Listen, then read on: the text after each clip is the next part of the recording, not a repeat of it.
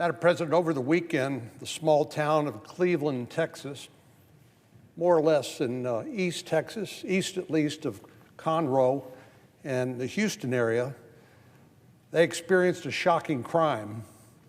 We're still learning more details about the perpetrator and exactly what happened that led to such horrific bloodshed.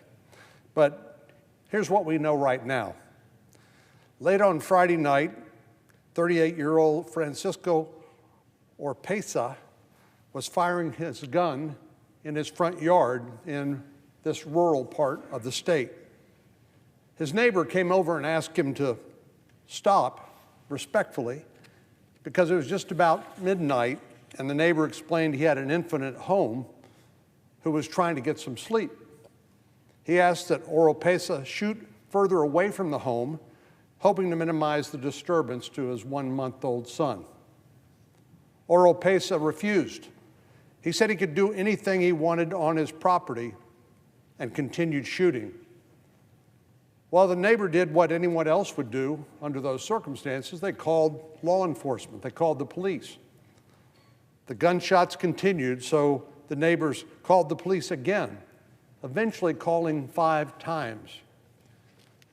Before police could arrive, Oropesa stormed his neighbor's home with a gun and began firing, and he killed 5 people before fleeing, and he remains at large. All of the victims found inside the home were killed in what law enforcement has described as execution-style shooting. The first victim was 25-year-old Sonia Argentina Guzman, a mother of 3. Sonia's husband, Wilson, had been the one to go to the door and ask that the shooting stop so their 1-month-old son could get some sleep. While Sonia's husband, infant son, and 2-year-old daughter survived the shooting, her eldest daughter did not. At just 9 years old, her son, Daniel Enrique Lazo Guzman, was also murdered by Oropesa. The other victims were family friends who'd been at their home that evening. This includes 21-year-old Diana Velasquez Alvarado, 31-year-old Julissa Molina Rivera, and 18-year-old Jose Jonathan Cesares. I can't imagine the shock and grief that these families are experiencing today. What they thought was just a normal Friday night, surrounded by family and friends, turned into a life-shattering day because of the actions of this criminal. My prayers are with these families as they search for peace, healing, and justice. In the wake of this tragedy, Governor Abbott's office announced that the suspect had been in the United States illegally and that he had been previously deported 4 times. He never should have been in the United States in the first place. As devastating and unimaginable as this story is, it's not entirely unique. I remember the murder of Kate Steinle in 2015. She and her father were walking alongside a pier in San Francisco when she was shot and killed.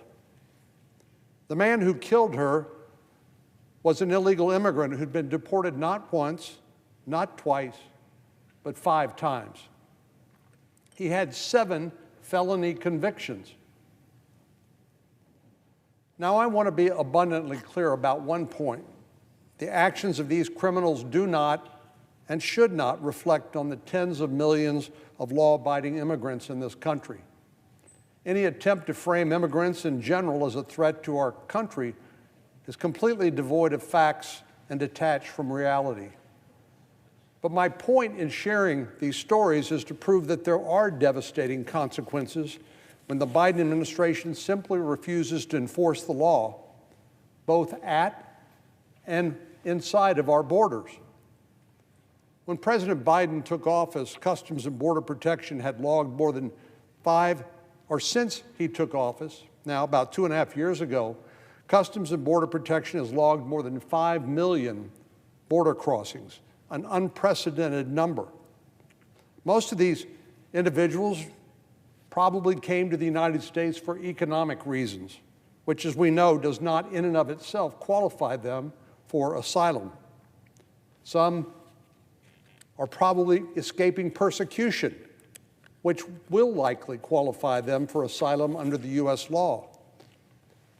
And some, although certainly another small percentage, are dangerous criminals who've been convicted of serious crimes. Since October, Border Patrol has arrested more than 5,000 convicted criminals at the border who've been convicted of everything from burglary and assault to drug trafficking and murder. The big caveat to remember is these are just the ones we know about. When thousands of migrants illegally cross the southern border every day, it completely overwhelms our Border Patrol and law enforcement authorities. Law enforcement is pulled from the front lines to help feed and care for these migrants, including unaccompanied children, creating a veritable gateway for dangerous criminals and drugs to make their way into the United States undetected. Earlier this year, Border Patrol told news outlets that 1.2 million migrants had evaded law enforcement since President Biden took office. In other words, we know how many that law enforcement encountered, but the so-called gotaways, 1.2 million of them, we have no inkling what they are up to, whether they are economic migrants simply looking for a better life. My guess is probably not. My guess is they were probably either convicted criminals who knew they would not be allowed into the United States, or they were people who were transiting the United States carrying drugs into the interior. These gotaways, that number is not just one pulled out of thin air. These individuals are detected by cameras, sensors, or other forms of surveillance, but never arrested or processed by Border Patrol because they're simply overwhelmed.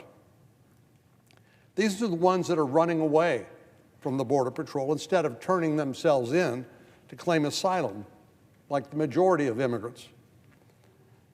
Now, I have no idea where these 1.2 million people are or what they're doing. But neither does President Biden, neither does Customs and Border Protection, neither does any of our law enforcement agencies know where these 1.2 million migrants are or what they're doing.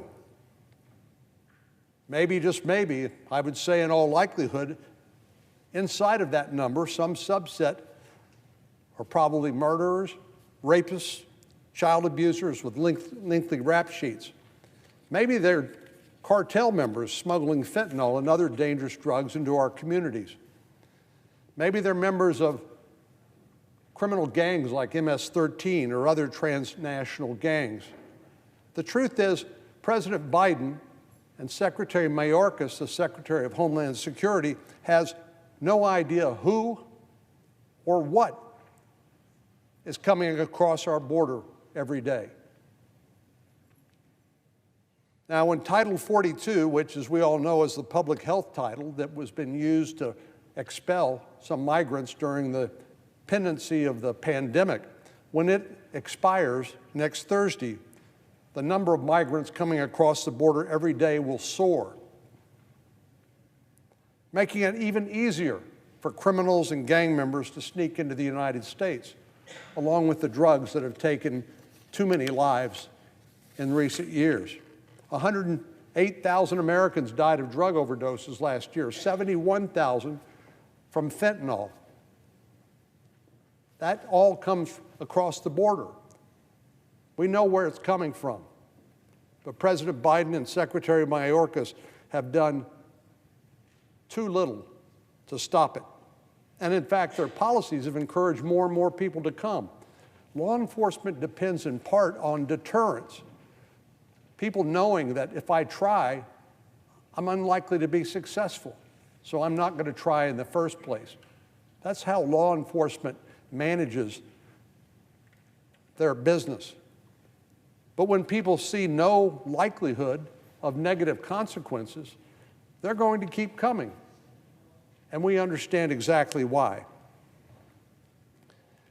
Unfortunately, this allows dangerous individuals into the United States, and the odds of them being arrested and removed by the Biden administration is extremely low.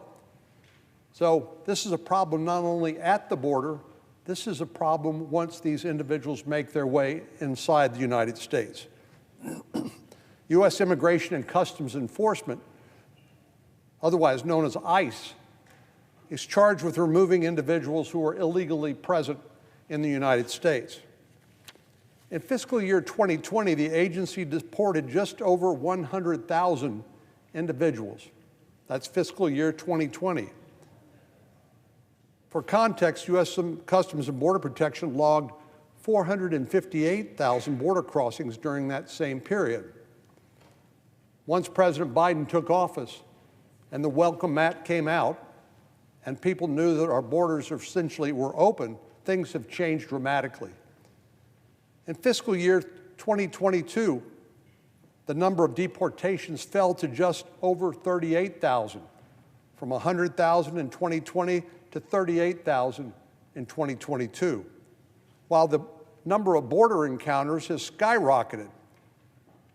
Customs and Border Protection logged nearly 2.4 million border crossings that year. So day after day, the Biden administration is allowing more and more migrants to enter the United States illegally, despite the fact that the vast majority of these individuals have no legal basis to stay. But they're depending on their system being overwhelmed, and so are the people who are getting rich, getting paid by the head to smuggle those individuals into the United States. But at the same time, the administration is doing less and less to actually enforce the law and remove those who have been found to have no credible claim to remain in the United States. The Biden administration simply refuses to enforce America's immigration laws, and its policies have real and deadly consequences. It's dangerous for the migrants to make the long trip from their home in the hands of cartels who care nothing for them. They don't care about people, they just care about the money and the drugs. As a consequence, many migrants are hurt and abused and extorted by the cartels and coyotes en route. Many girls and women are sexually assaulted in astonishingly large numbers. It's hurtful to law enforcement, who are overworked, unappreciated, and burn out. These policies hurt the border communities, like the ones I represent, that are expected to shoulder the massive weight of this humanitarian crisis because the federal government and the Biden administration refuses to do its job. It hurts small towns, medium-sized towns, and large towns all across America that have been infiltrated by fentanyl and other deadly drugs.